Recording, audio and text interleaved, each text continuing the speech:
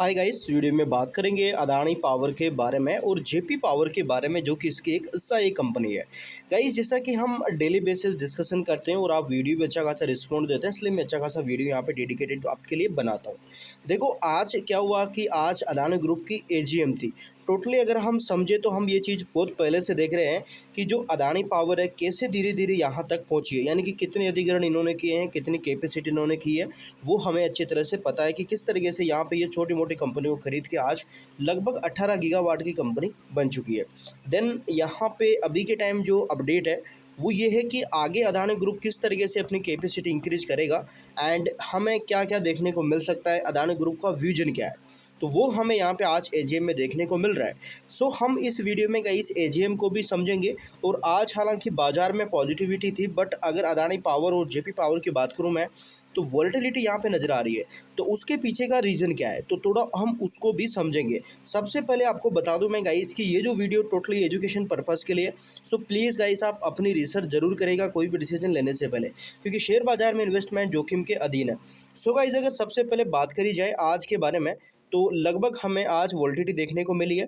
But अगर हम बात करें बाजार की, तो कई सारी खबरें देखने को मिल रही है, जिसमें आप देखोगे सबसे मेन है कि Adani power to invest over 2 trillion 5 year target 45 capacity, यानी कि 45 गीगावाट तक की कैपेसिटी लेके चल रही है। बिजनेस स्टैंडर्ड की जो यहाँ पे ये वेबसाइट है, जो आर्टिकल है, अगर आप इसमें आकर देखोगे तो आपको पता चलेगा कि क्या चीज़ हमें नज़र आ रही है, यानी कि आने वाले जो यहाँ पे कंपनी की 5 साल का जो प्लान है वो क्या है, किस तरीके से कंपनी अपनी कैपेसिटी लेके चल रही है, क्या प्लान कर रही है, तो वो आपको पता चलेगा। अब इससे हमें क्या पता, हम अब देखो इससे आप बोलोगे भाई इससे क्या फ़र्क पड़ता है। इससे फ़र्क ये पड़ता है कि कंपनी का मान के चलो कि अगर आप आगे का विजन देख रहे हैं, तो आगे का जो कंपनी का विजन है वो आपको ये बताता है कि कंपनी आप आगे क्या कर रही है, किस सेक्टर में क्या करने वाली है। तो उससे आइडिया हो जाता है कि हाँ, फाइनेंशियली आगे अच्छे होंगे या बुरे होंगे, रेवेन्यू बढ़ेगा घटेगा क्या रहेगा। तो इससे ये चीज़ हमें आइडिया हो जाता है। अगर हम इस न्यूज़ को अच्छे से समझे, आज AGM में क्या क्या हुआ वो समझे, अदानी पावर और जेपी पावर के बारे में, क्योंकि अगर अदानी पावर को लेकर कोई अपडेट आता है तो जेपी पावर भी पर भी इम्पैक्ट पड़ सकता है, क्योंकि अगर पावर या फ्यूचर ग्रोथ को लेकर अपडेट आते हैं तो आपको पता है जेपी पावर भी इसकी एक कंपनी है। तो अगर ये जो 5 ईयर में 45 गीगावाट कैपेसिटी इंक्रीज करते हैं, तो जेपी पावर का भी अहम योगदान इसमें हो सकता है। सो गाइस, अगर देखा जाए तो मॉर्गन स्टैनली ने इसके लक्ष्य मूल्य में लगभग यहाँ पे अच्छी खासी वृद्धि का संकेत दिया था। देखिए, मॉर्गन स्टैनली ने कम जोखिम वाले PPA संचालित विकास, बेहतरीन रिटर्न्स, लागत लाभ, मजबूत दीर्घकालिक विस्तार का हवाला देते हुए अदानी पावर को लेकर अपने जो लक्ष्य मूल्य हैं वो निर्धारित करे हैं। यानी कि मॉर्गन स्टैनली की तरफ से हमें हाल ही में रेटिंग्स एंड अपडेट अपना व्यू देखने को मिल रहा है।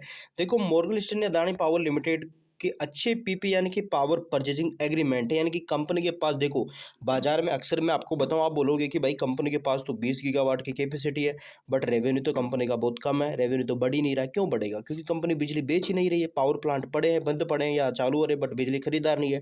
तो PPA का मतलब होता है पावर परचेजिंग एग्रीमेंट। जैसा कि ये कोई प्लांट लगाते हैं, मान के चलो अदानी पावर कैसे काम करती है मैं आपको बताता हूँ। मान के चलो कि राजस्थान गवर्नमेंट है, ठीक है ना, राजस्थान गवर्नमेंट क्या करेगी, या राजस्थान गवर्नमेंट या कोई भी देश, क्योंकि ये इंटरनेशनल तौर पर बिजली बेचती है, जैसा कि जापान क्या, नेपाल और बांग्लादेश इनको भी बिजली देते हैं।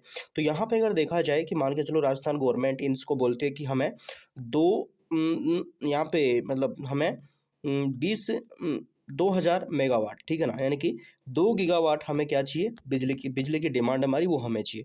तो ये क्या करेंगे, ये पहले PPA करेंगे, यानी कि पावर परचेजिंग एग्रीमेंट करेंगे कि हाँ, अगर हम प्लांट लगाते हैं तो आप बिजली खरीदोगे। तो उसके बाद क्या करेंगे, 2 गीगावाट का प्लांट लगेगा। और ये जो PPA होते हैं ये कोई 1-2 साल का नहीं होता है, ये 25 साल 20 साल से कम नहीं होते, यानी कि एक लंबे समय के लिए ये प्लांट लगाते हैं और उस प्लांट से फिर ये बिजली जो पहले खरीदार होता है उसको बेचते हैं। तो यहाँ पे हो क्या रहा है कि कंपनी के पास अच्छे खासे PPA है, यानी कि पावर परचेजिंग एग्रीमेंट है। तो यहाँ पे जो मॉर्गन स्टैनली है वो इसको लेकर यहाँ पे इस तरीके से चीज़ें बोल रहा है। देखिए, ब्रोकरेज फर्म ने कहा है कि जो APL का पोर्टफोलियो, यानी कि अदानी पावर का पोर्टफोलियो बिजली खरीद समझौता के तहत वार्षिकी जैसे रिटर्न्स को की ओर बढ़ा रहा है, जिसमें बेहतर स्पेंड्स और कम व्यापारी जोखिम शामिल देखने को मिल सकते हैं। मॉर्गन स्टैनली ने आगे कहा है कि APL यानी कि अदानी पावर की निष्पादन रिकॉर्ड लीवरेज स्थिति और पूर्व आदेशों से प्राप्त कम उपकरण लागत इसे बदलाव को यहाँ पे बदलाव का बिल कम कर रही है। तो टोटली अगर मैं सिंपली बताऊं तो देखिए, विकास और प्रतिफल और मूल्यांकन के बारे में मॉर्गन स्टैनली का कहना है कि जो एपीएल यानी कि अदानी पावर अपने समकक्षों और अपने इतिहास के मुकाबले सबसे तेज वृद्धि दर्ज कर रही है कर सकती है और वित्त वर्ष 32 तक सकल ब्लॉक लगभग 2.5 गुना बढ़ सकता है। इससे वित्त वर्ष 26 से 32 के दौरान ईबीटा की अगर देखा जाए सीजीआर ग्रोथ तो 24% तक रहने का अनुमान इन्होंने लगाया है, जबकि समकक्षों को दर ये 16% है और जो एनटीपीसी की वृद्धि दर से ये यहाँ पे दोगुना बताई जा रही है। यानी कि अन्य जो सेक्टर है पावर सेक्टर और दूसरी तरफ जो एनटीपीसी वगैरह इनसे ज़्यादा इसका जो सीजीआर का यहाँ पे जो ईबिटा है वो अच्छा ग्रोथ में रह सकता है, ऐसा इसका मानना है।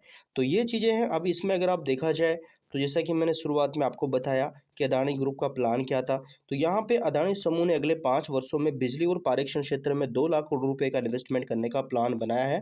अब इसमें अगर आप देखोगे तो अदानी समूह ने बिजली और पारेषण क्षेत्रों में अपनी विस्तार योजनाओं को रूपरेखा को तैयार किया है, जिसके तहत अदानी पावर अगले 5 वर्षों में अपनी उत्पादन क्षमता में 45 गीगावाट तक बढ़ाने के लिए 2 लाख करोड़ रुपए तक का इन्वेस्टमेंट कर सकता है।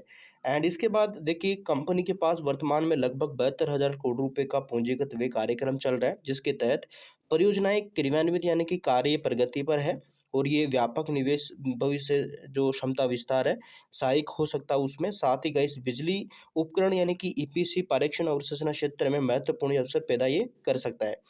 तो इसके साथ देखा जाए तो जैसा कि आपने मेन पॉइंट समझ लिया होगा कि अदानी ग्रुप आगे प्लान क्या कर रहा है, किस तरीके से ये यहाँ पे 2 लाख करोड़ रुपए इन्वेस्टमेंट का प्लान कर रहा है और उसके साथ 45 जो गीगावाट कैपेसिटी है वो हासिल करने का प्लान कर रहा है। तो आई थिंक गाइस आपको समझ आया होगा कि कंपनी फ्यूचर किस तरीके से देख रही है, पावर कैपेसिटी कहाँ तक ले जाने का प्लान कर रही है। तो ये सारी चीज़ें हमें यहाँ पे देखने को मिल रही है।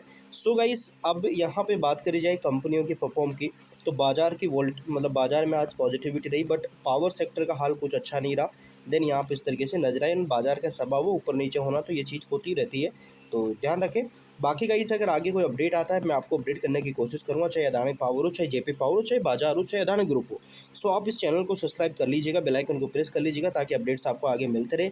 बाकी गाइस प्लीज़ अपनी रिसर्च जरूर करें, उसके बाद ही आपको डिसीजन लें, क्योंकि शेयर बाजार में इन्वेस्टमेंट जोखिम के अधीन है।